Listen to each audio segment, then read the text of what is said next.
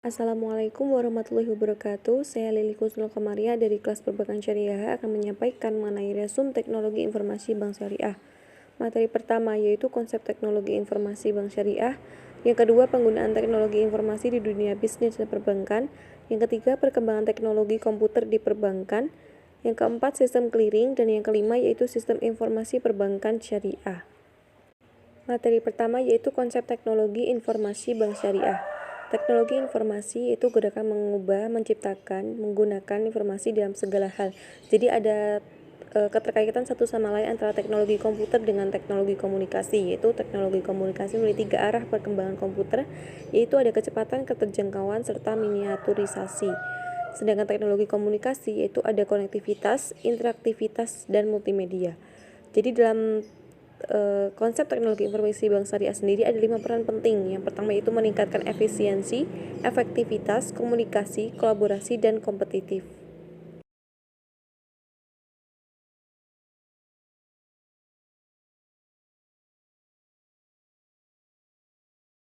Materi yang kedua yaitu penggunaan teknologi informasi di dunia bisnis dan perbankan. Di dunia bisnis sendiri ada yang namanya e-commerce atau electronic commerce, yaitu proses pembelian, penjualan, atau pertukaran produk, jasa, dan informasi melalui jaringan komputer. Jadi e-commerce ini bagian dari e-bisnis yang cakupannya itu lebih luas, tidak hanya sekedar perniagaan, tetapi juga mencakup pengkolaborasian mitra bisnis, pelayanan nasabah, serta lowongan pekerjaan. Cara membangun e-bisnis yang pertama yaitu dengan menentukan bisnis barang dan jasa. Yang kedua itu menentukan pasar dan cakupan pasar. Yang ketiga memperkirakan tingkat keuntungan. Yang keempat cara menawarkan. Yang kelima pemilihan terhadap tempat di mana informasi web tersebut diletakkan. Selanjutnya yaitu layanan transaksi. Setelah ada layanan transaksi maka lanjut ke packing. Setelah itu yaitu pengiriman barang. Lalu di dalam perbankan itu ada yang namanya e-banking. E-banking merupakan suatu aplikasi perbankan yang dibangun di atas infrastruktur teknologi informasi sehingga kegiatan perbankan itu dapat dilangsungkan secara digital. Yang kedua itu di perbankan juga ada yang namanya internet banking, yaitu layanan yang disediakan perbankan untuk memfasilitasi nasabah mereka untuk mengakses layanan perbankan melalui jaringan internet. Lalu produk dan jasa apa sih yang ditawarkan melalui internet e-banking? Yang pertama yaitu adanya informasi saldo, pembukaan rekening, transfer, payment gateway, clearing, trade service dan finance, dan transaksi lain.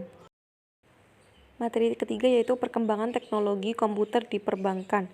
Ada tren produk sistem informasi di perbankan sendiri ada 4. Yang pertama yaitu ATM, yang kedua mobile banking, yang ketiga e-wallet, dan yang keempat yaitu digibank telah dibuktikan oleh DBS Bank yang berpusat di Singapura.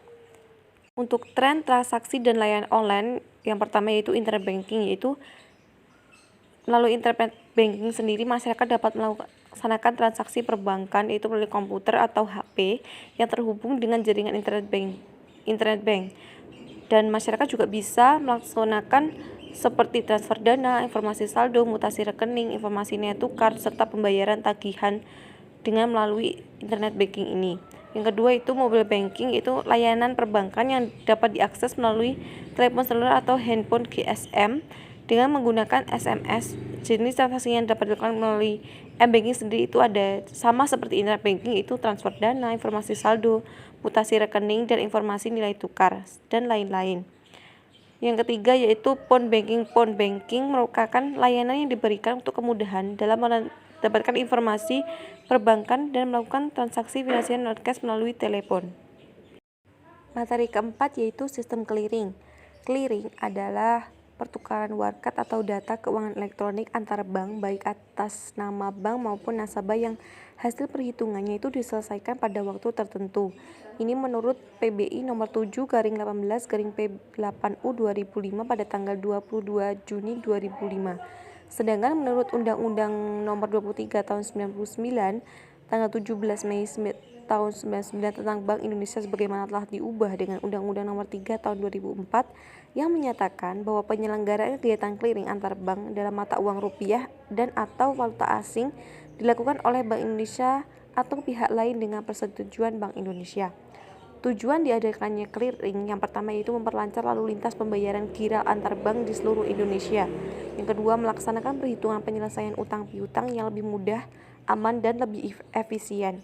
Yang ketiga yaitu menjadi salah satu bentuk pelayanan sistem perbayaran bank kepada nasabah masing-masing.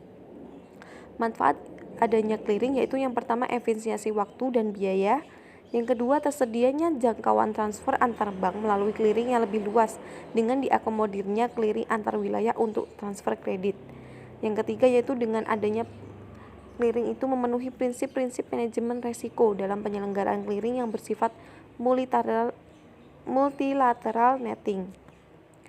Alur proses clearing. Proses clearing di Indonesia itu dilaksanakan oleh lembaga clearing yaitu oleh Bank Indonesia serta dalam hal-hal tertentu oleh bank-bank yang ditunjuk oleh BI sendiri. Setiap hari bank-bank peserta clearing harus mengecek bagaimana posisinya pada uang waktu clearing, apakah posisinya itu positif atau negatif. Bagi suatu bank, jika hak tagihannya lebih kecil dari kewajiban, membayarnya menurut dokumen yang dimasukkan proses clearing dikatakan sebagai mengalami kalah clearing.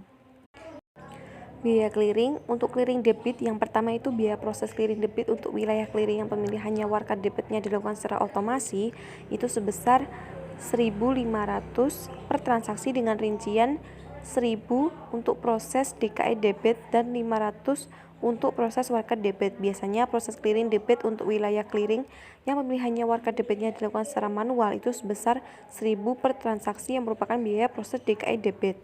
Untuk yang kedua, clearing kredit biaya itu proses clearing kreditnya itu sebesar 1.000 per transaksi. Materi kelima yaitu sistem informasi perbankan syariah. Sistem informasi perbankan syariah yaitu suatu sistem dalam organisasi perbankan syariah yang mengelola data perbankan syariah yang dikembangkan berdasarkan syariat Islam menjadi bentuk yang lebih berguna untuk mencapai suatu tujuan.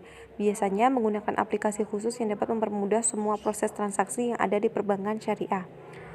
Untuk sifat operasional aplikasi atau product operation menurut McCall, yang pertama itu correctness, yaitu sejauh mana suatu aplikasi memenuhi spesifikasi data objektivitas dari user. Yang kedua yaitu reliability, yaitu kemampuan suatu aplikasi melaksanakan fungsinya dengan ketelitian akurat. Yang ketiga, efisiensi, yaitu seberapa besar kapasitas parameter yang mendukung modul-modul yang saling berkaitan untuk mempermudah user pembuat interfacing terhadap aplikasi lain yang mungkin dihubungkan suatu transaksi. Yang keempat, yaitu integrity, yaitu sejauh mana akses ke aplikasi dan data oleh pihak yang tidak berhak dapat dikendalikan dan seberapa tinggi akurasi dan tingkat security yang dimiliki. Yang kelima yaitu usability, yaitu sejauh mana kemudahan user mempelajari, menggunakan, dan mengerti output yang dihasilkan. Kemampuan aplikasi dalam menjalankan perubahan atau product revision. Yang pertama yaitu maintainability, yaitu usaha untuk menemukan perbaikan dari kesalahan atau error maupun usaha melakukan perubahan. Yang kedua, flexibility, yaitu usaha yang diperlukan untuk melakukan modifikasi terutama terhadap aplikasi yang berhubungan dengan hal-hal operasional. Yang ketiga itu testability, yaitu usaha yang diperlukan untuk menguji atau memastikan suatu aplikasi telah sesuai dengan kebutuhan bisnis atau business requirement sesuai dengan regulasi yang ada. Dan daya adaptasi software terhadap lingkungan baru, yang pertama itu pastinya membentuk SDI yang berkualitas. Yang kedua, ekspansi segmen pasar bank syariah. Yang ketiga, akselerasi produk perbankan syariah. Dan yang keempat yaitu penggunaan sistem IT yang lebih modern. Terima kasih. Apabila ada kurang lebihnya saya mohon maaf. Wallahul muwaffiq ila aqwamit thoriq. Wassalamualaikum warahmatullahi wabarakatuh.